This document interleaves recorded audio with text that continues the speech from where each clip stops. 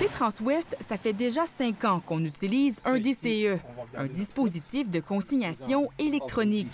C'est en repos, présentement. Dans le milieu, on appelle cela un logbook électronique. Il n'y a personne qui peut tricher maintenant. Tout le monde doit respecter son amplitude de conduite. L'appareil est connecté au moteur du véhicule et enregistre à la fois les heures conduites et les heures de repos du conducteur.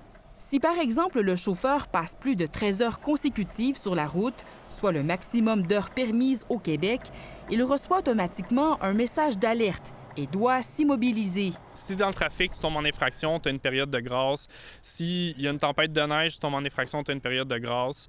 Mais dès que tu tombes en infraction, il y a un pop-up qui sort dans le système. Un des objectifs du logbook électronique, c'est de prévenir les accidents liés à la fatigue.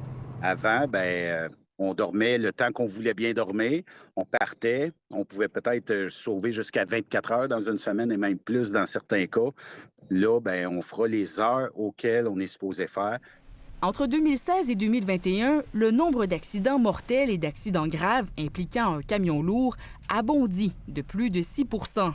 Et c'est important aussi que notre force de travail ait des outils pour se protéger et celui-là en est un. C'est une protection aussi pour l'employé, pour le chauffeur, pour le camion et c'est aussi une protection contre toute forme de compétitivité déloyale aussi.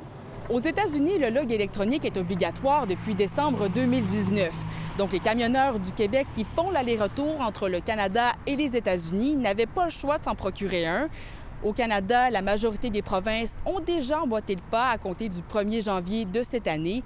Et son imposition au Québec était d'ailleurs très attendue par les membres de l'industrie. Ici Gabrielle Proulx, Radio-Canada, Montréal.